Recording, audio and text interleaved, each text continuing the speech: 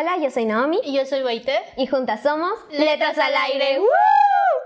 El día de hoy estamos con nuestro invitado, el profesor Joshua Koo. Y el día de hoy tenemos un tema muy importante que le gusta mucho a nuestro maestro, que es justamente la cuentística mexicana contemporánea. Pero antes que nada, ¿cómo está el día de hoy, profe?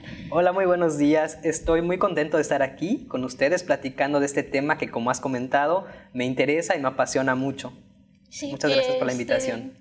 Yo le quería preguntar, para adentrarnos, que nos explicara más o menos qué es la cuentística. Cuando hablamos de cuentística pareciera muy sencillo hoy en día delimitarlo. Ya nos han enseñado desde la secundaria, vemos que un cuento es más breve que la novela. Esta definición es la clásica. Sin embargo, si nos ponemos a reflexionar un poco más profundo al respecto, vemos que no es tan sencillo. Para empezar, ¿qué diferencias tiene en cuanto a la estructura con la novela? Porque pareciera que la brevedad es la única diferencia. Yo creo que hay cuestiones más profundas que eso. Y vemos que la brevedad se debió a una situación de las revistas, que ya hablaremos al respecto, ¿no? Que las revistas señalaban que hay un espacio límite para la publicación. Las autoras y autores tenían que ser lo más concisos posibles y a partir de eso se inicia una tradición de la brevedad.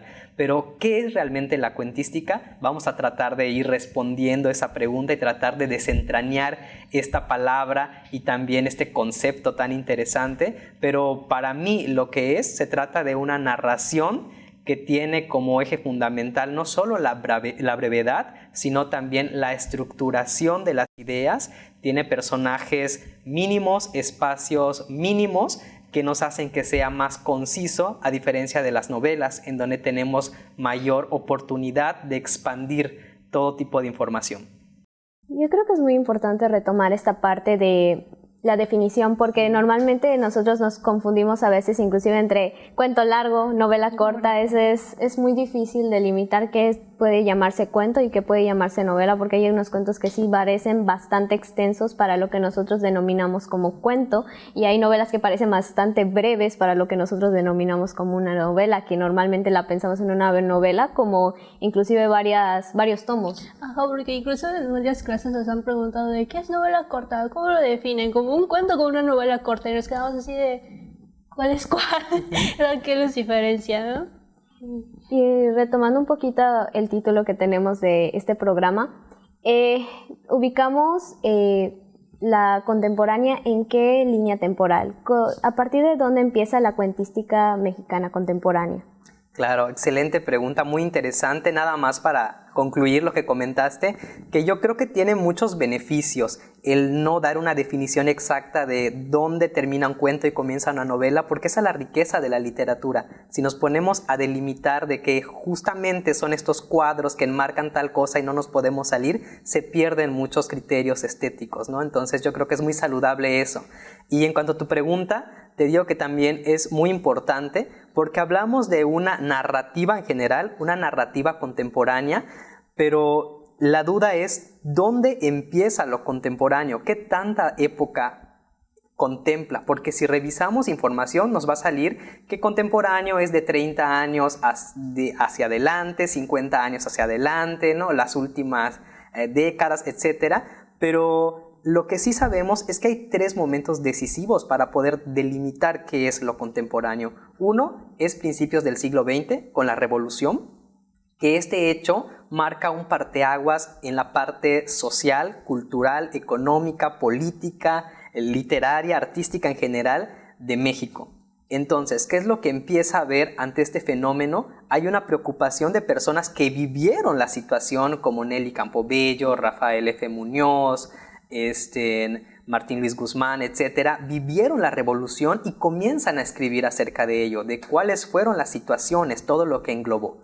Luego hay otro momento que también es decisivo, que es el medio siglo XX, en donde llega entonces primero unos autores que retoman el tema de la revolución, no lo vivieron directamente, pero comienzan a hablar de los efectos que tiene en la sociedad, cuando ya se vive una sociedad democrática, cuando ya hay un sistema distinto al que se vivía.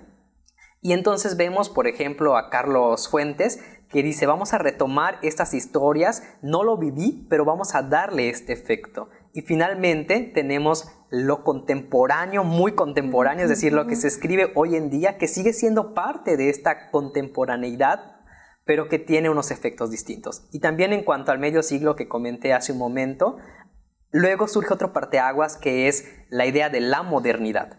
Y autores como por ejemplo José Emilio Pacheco ya dicen, ya estamos en una época de cambio, ya estamos aspirando hacia la globalización, ya estamos teniendo otras tendencias, otras perspectivas, vamos a hablar al respecto. Entonces vemos que la contemporaneidad se define a partir de estos tres momentos y vemos que engloba muchísimos años, que hay fenómenos distintos, hay preocupaciones distintas. Entonces es hablar de básicamente un siglo, lo que estamos tocando como contemporáneo, pero yo quisiera centrarme en esta entrevista en lo que es siglo XXI, es decir, del 2000 para acá. Lo único que ubicamos es Nelly Campobello Claro. con Cartucho. Cartucho, así es. Cartucho es una joyita de Claro. libro. O sea, me acuerdo que este semestre justamente lo leímos y nos hicieron un control de lectura. Al menos yo lo disfruté mucho. Sí, ¿Tú, Lumi? el control de lectura de Cartucho fue bastante difícil también, Sí. porque es una novela, cuento, Cuento. Claro. pues un cuento, bastante difícil al Sí. momento de leerlo, o sea, tiene demasiados temas que te dejan como que pensando si realmente es lo que tú estás entendiendo. Ujú. Sobre todo porque es una niña a la que narra todas sus historias y es así de wow. Sí. Sí. Sí, pega fuerte. Y es doblemente fabuloso porque, como dices, es una niña, es bueno, una de las primeras veces que tenemos a una mujer como protagonista y fue escrito por una mujer. Sabemos que las mujeres tuvieron una participación fundamental en la revolución y siempre se nos pinta como las que estaban en la casa esperando que regrese el marido que fue a luchar. Sin embargo, hubo una participación social también de las mujeres, pero que no se ha visto con la misma magnitud que la de los hombres. Entonces, rescatar la literatura de Nelly Campobello es totalmente fundamental. Sí. Sobre todo porque esta niña no es una niña que, o sea, considerada totalmente canónica, porque la niña está ahí, sabe que hay muertos, sabe que la gente que pasa por su casa, Claro. que ve, no va a regresar. O sea, incluso hay una donde se imagina que balacean a un señor y lo tiran al río mientras se está bañando y ahí se queda muerto. Y dice, ¿qué pasó con ese señor? Yo me acuerdo de estar leyendo específicamente ese fragmento y estar así de... ¿Cómo una niña se imagina eso? Si mayormente el planteamiento que tenemos de los niños es así de muy tierno, Claro. no piensa en esas cosas, no sabe nada, y pues sí. Y quisiera preguntarle qué características considera que son esenciales para entender a la cuentística. Sí, sobre todo como tú mencionas, ¿no? En este tema de que una niña que se nos pinta que debe tener ciertos estándares de tranquilidad, etcétera, pero si nos vamos al contexto, pues estaba muy normalizado ver este tipo de situaciones, ¿no?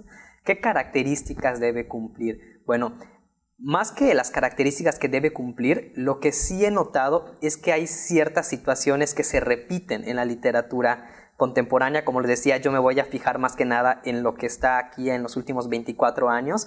Y lo que vamos a ver es muy interesante que esta pregunta haya sucedido a la anterior, porque vemos las mismas temáticas. Lo que sobresale es hablar de la violencia. No necesariamente se hace como el tema principal o que se haga una apología de ella, pero está presente siempre. Y si nos vamos hacia nuestro entorno, pues vemos que es lo que vivimos todos los días. Si nosotros vemos la televisión, en las noticias, lo primero que se habla y lo que tiene mayor espacio en la prensa es la violencia. Y con ello todo lo que trae, que son asesinatos, secuestros, extorsiones, la cultura del narco, etcétera, y que son temas que las autoras y los autores actuales están retomando porque hay esta preocupación, y eso también tiene que ver, responde a que la mayoría de la literatura mexicana, principalmente la cuentística que se difunde, es la del centro y la del norte del país, en donde estos temas pues están, con mayor fuerza que aquí en el sur, ¿no? En el sureste. Entonces por eso vemos que las temáticas se repiten mucho. También aparece la falta de confianza que hay hacia el gobierno, la pobreza, ¿no? La duda de si existe o no la democracia, etc. Entonces, pareciera que es muy desalentador el panorama, pero yo creo que, como Mariana Enríquez bien ha dicho, es muy difícil de hablar de otras cosas esperanzadoras cuando nuestra realidad nos está demostrando que no lo es como tal. Hay una pregunta que tenemos que es acerca de cómo la globalización y las nuevas tecnologías influyen dentro de esta cuentística. Claro, yo creo que sí hay, por supuesto, una influencia en cuanto a las temáticas que se abordan. Vemos que ya se habla de temas que no necesariamente vivimos con fuerza en México, son temas de preocupación internacional y están presentes. Vemos cómo la tecnología también ya se está hablando, ya hay cuentos que nos están hablando de la inteligencia artificial, que nos están hablando de las redes sociales virtuales, de, por ejemplo, Wattpad, ¿no? que se utiliza esta plataforma y sobre todo el principal público receptor es el juvenil, entonces se aborda de estas preocupaciones juveniles como son las redes, etcétera, ¿no? Y en cuanto a la temática, yo lo que sí no creo es que haya una influencia de la globalización en las temáticas, porque seguimos viendo temas totalmente mexicanos, ¿no? A lo mucho latinoamericanos, pero no hay tanta preocupación por abordar lo que ocurre en otros países cuando todavía hay mucho de qué hablar.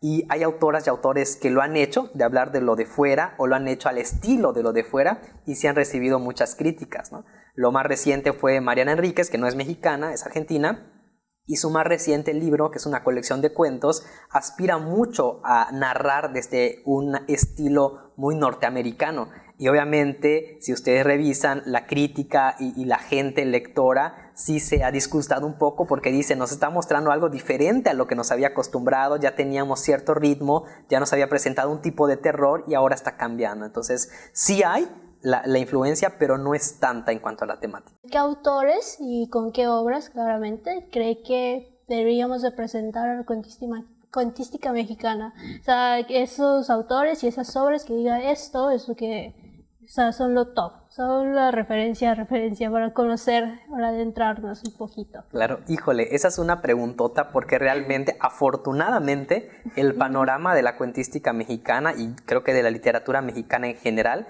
es muy alentador, es muy positivo, ya que hoy en día hay muchísimos premios, hay estímulos, revistas, publicaciones por medio de prensas, publicaciones de autor, ¿no? Que es la autopublicación, etcétera. Entonces hay muchos espacios para compartir lo que se escribe y eso ha contribuido en que muchos autores y autoras continúen en este camino, que sabemos que escribir no es tan sencillo, sobre todo por la parte económica. Es muy difícil vivir de la literatura, pero gracias a estos estímulos se ha podido conservar y sobre todo los premios, que hay nuevos autores y autoras, es decir, gente que no ha tenido un camino recorrido, pero que se está atreviendo a publicar, y esto es muy positivo.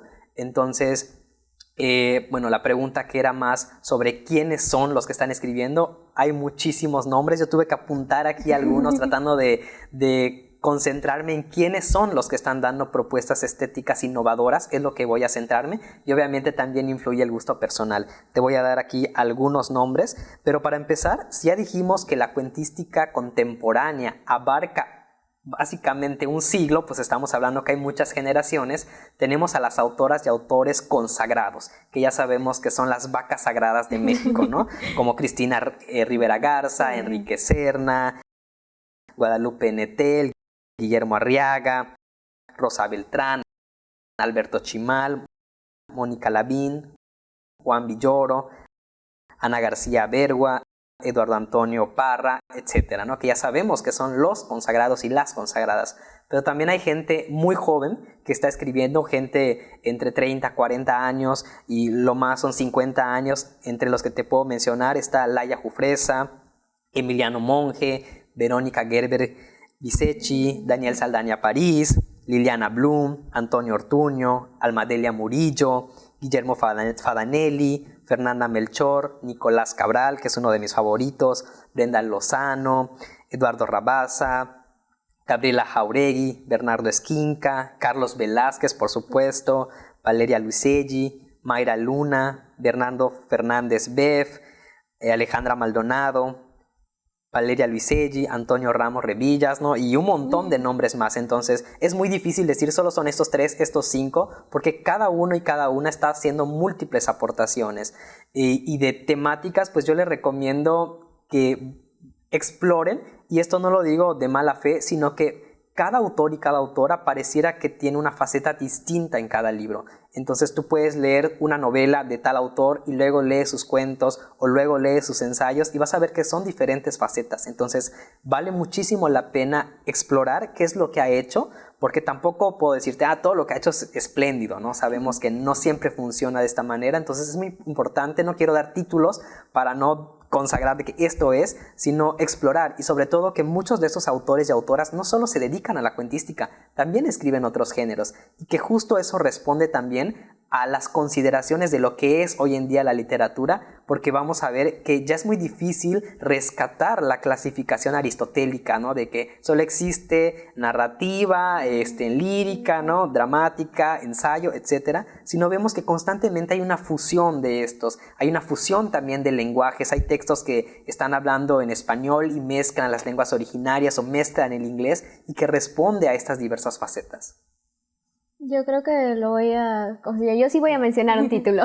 Claro. Es que mencioné un autor que a mí me encanta y es Bernardo Fernández. De hecho, hice 3 ensayos sobre él en varias materias, donde me gusta mucho su libro de Gel Azul. Claro. Creo que fue de los primeros libros que escribió, si no es que el primero, porque él mismo menciona que es un libro que lo escribió cuando estaba novato en la escritura. Y aún siendo un libro que estaba...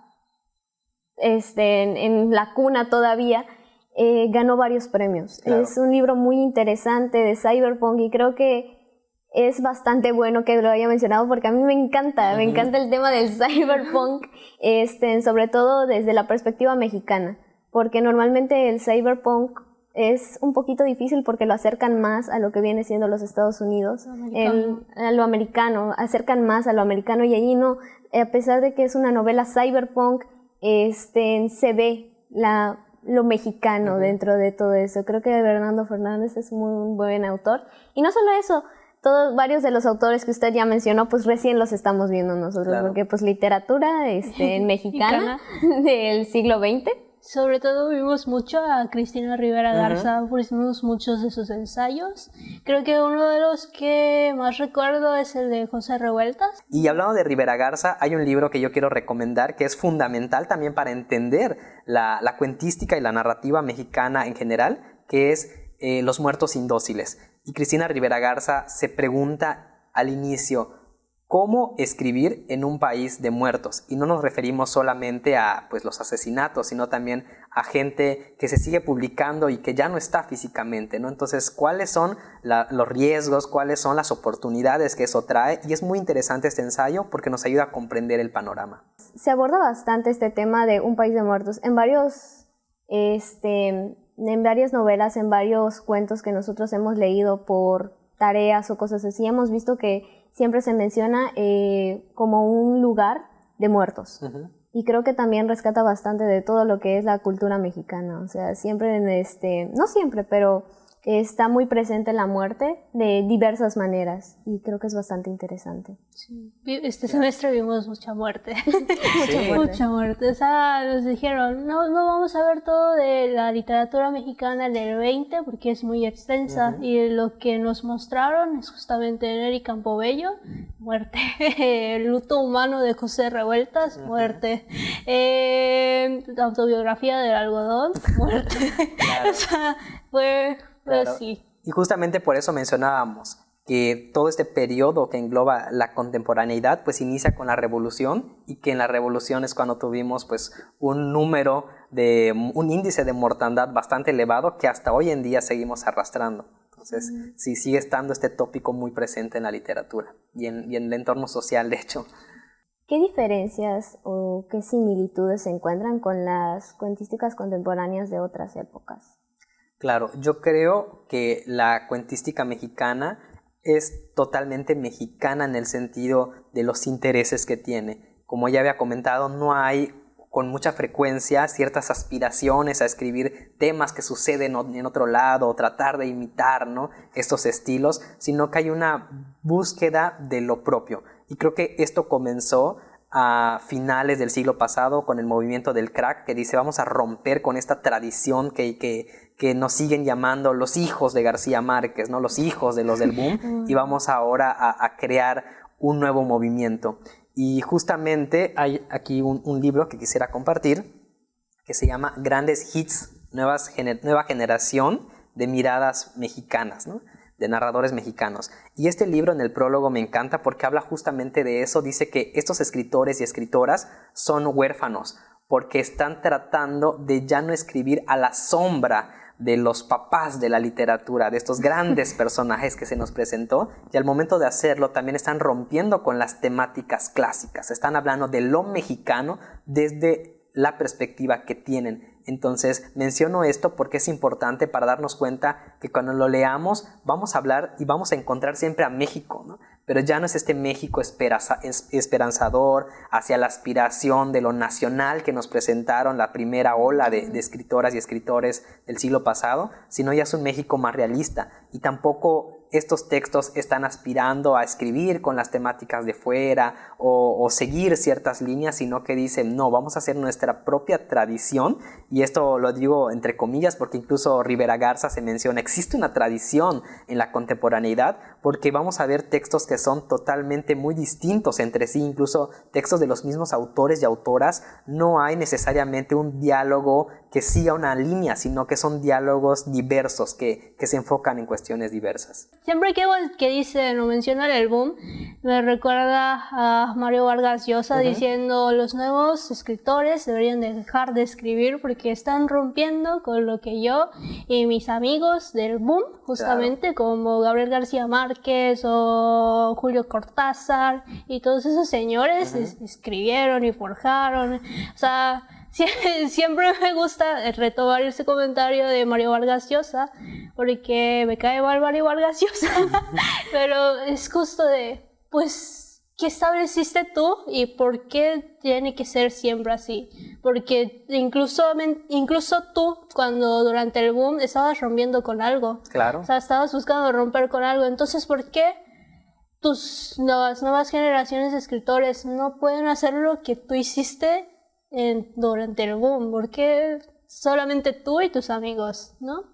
Claro, esto igual es importante porque es un reto que enfrenta la literatura en general ante la crítica. Es muy frustrante, como tú dices, llegar a una librería o una biblioteca y cuando encuentras el cintillo dice el nuevo García Márquez, ¿no? Escribe como un Julio Cortázar. Entonces, la crítica en general no puedo... Bueno, la mayoría, ¿no? No puedo generalizar, pero la mayoría siempre está mirando la literatura actual desde la sombra de los anteriores. Yo creo que algo muy importante es romper con esa tradición. No quiere decir que lo que se ha hecho antes ya hay que olvidarlo. Es importante, por supuesto, pero hay que mirar desde nuevas perspectivas lo actual. Porque si seguimos mirando o queriendo leer como se escribía en textos anteriores, vamos a darnos cuenta que hay una diferencia tremenda. Entonces vamos a leerlo desde otra mirada. Es un reto también que debe tener la crítica y que debemos tener como lectores. La literatura es disruptiva de por sí, ¿no? Al escribir estamos haciendo un acto de revolución, de rebeldía disruptivo, entonces no podemos decir, vamos a escribir siguiendo este canon, este margen, sino la literatura debe ser disruptiva por sí sola, ¿no? Porque si no, yo creo que ya no sería literatura, sería otras cosas, pero no literatura.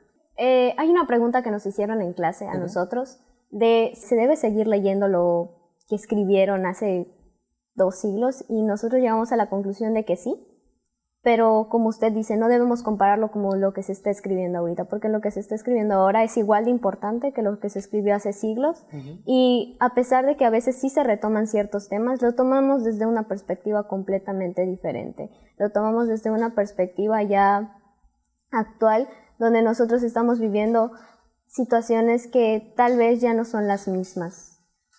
Claro, sí, totalmente. Yo también concuerdo con la respuesta que dieron. Es importante seguir leyendo lo que se ha escrito porque la literatura también es un registro de la época, es una memoria, ¿no?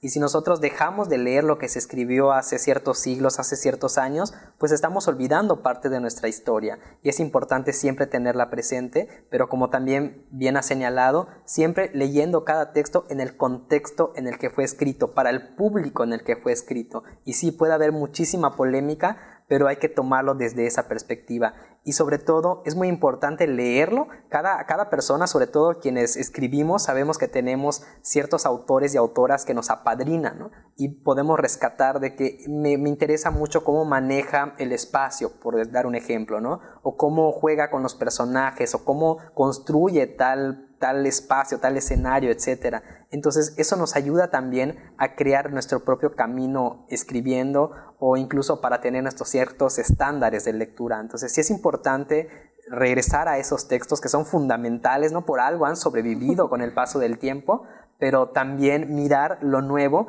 y no necesariamente con este ejercicio de comparar quién es mejor, ¿no? ¿Quién abordó mejor esta situación? Porque cada persona va a escribir desde sus propias inquietudes, desde el propio contexto en el que está. Sí. Justo es algo que el maestro Loría nos estaba enseñando con su clase, porque pues su clase era literatura mexicana del siglo XX. Él en su clase nos hizo como remixeo de libros. Nos ponía primero un autor que escribió hace ya tiempo y luego nos ponía otro autor contemporáneo donde hacían un remixeo del libro que escribió, pero con los temas, y yo creo que es bastante interesante esta parte, porque cómo retoman inclusive los textos como tal, los retoman como fue Nelly Campobello lo hizo, Nelly Campobello, lo retoman como tal, pero desde su perspectiva y queda un texto hermoso, claro, que es muy interesante de leer. Sí. Sobre todo porque lo que nos decía mucho mi maestro Loría era de no se queden solamente en que fue en ese siglo y ahí ya acabó todo, sino porque incluso en lo contemporáneo, en nuestros días, hay autores que siguen hablando de eso. Y ya pasaron muchos años y todavía seguimos hablando de eso en el México actual. Y era choqueante porque hablábamos sobre muerte, hablábamos sobre... ¿qué otra cosa?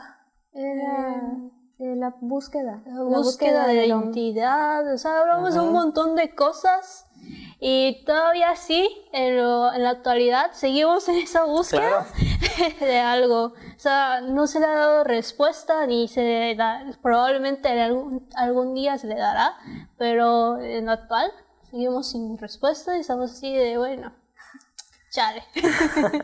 Sí, muchas veces hay gente que dice es que tal autor o autora está adelantado a su época, ¿no? Yo no creo que realmente esté adelantado, sino que ya tenía ideas muy innovadoras y que hoy en día continúan vigentes. Y justo como mencionas, hay autores o autoras incluso del medio siglo o que ya tienen 50, 70, 80 años atrás que publicaron, y si leemos los textos pareciera que fueron escritos ayer, ¿no? Por ejemplo, les recomiendo mucho a Adela Fernández, que es una escritora que en su momento, en su generación, pasó desapercibida, pero actualmente está siendo retomada, y si ustedes la leen, pues van a decir, óyeme, esta como que pareciera contemporánea de Fernanda Melchor, ¿no? Está abordando temas muy parecidos, está hablando de seres marginados, de temas muy polémicos, ¿no? Incluso como son el incesto, etcétera. Y lo hace con una frescura de lenguaje, pero ese texto ella lo publicó ya hace muchas décadas, ¿no? Lo mismo pasa con Amparo Dávila. Ustedes leen El terror de Amparo Dávila y dicen, óyeme, esto fue escrito hace 2 años, pero realmente no. Entonces es muy interesante esto, cómo funciona la literatura que sí nos puede engañar, ¿no? Textos que fueron escritos hace mucho tiempo, pero parecen muy frescos, otros que se nota que son textos de cierto contexto histórico, pero que tienen temas todavía vigentes, preocupaciones todavía vigentes, ¿no? Y creo que es lo interesante de la literatura, que siempre está vigente. Como inclusive siguen, como usted dice, siendo polémicos, a pesar de que ya pasaron siglos desde que se escribieron. Pero bueno, maestro, creo que ahorita ya no nos queda tiempo para más preguntas. Nos hubiera encantado, pero nos gustaría que nos dé una conclusión de todo esto. Claro, pues muchas gracias por esta entrevista que ha sido muy amena esta plática. Para concluir, Lo que yo les puedo comentar, pues más que nada es una recomendación, que se atrevan, que se acerquen a la literatura mexicana contemporánea, a la cuentística sobre todo, que hay textos que son breves, muy breves, otros que son un poco más extensos, pero que lo que sí, prepárense emocionalmente porque se van a abordar temas muy complejos, temas muy agresivos también, porque al final de cuentas es la realidad que nos ha tocado vivir. Y cuando se acerquen, rompan un poquito con este panorama de la tradición que han venido arrastrando anteriormente, porque sí me ha pasado que a veces yo le recomiendo un texto a alguna persona cercana, luego me dicen, es que no lo entendió, no me gustó, porque lo estamos mirando desde otras ópticas. Pero atrévanse, disfrútenlo sobre todo, y recuerden que si un texto no les satisface, no les está llamando la atención, vámonos por otro, porque al final de cuentas la literatura ante todo es un goce y una libertad. Muchas gracias por esta muy bonita conclusión y muchas gracias por la recomendación, por sobre todo creo que es bastante importante para todas las personas que vayan a querer abordar estos textos por la manera en la que usted ha comentado sobre esto. Pero bueno, eso fue todo por el día de hoy. Muchas gracias por acompañarnos.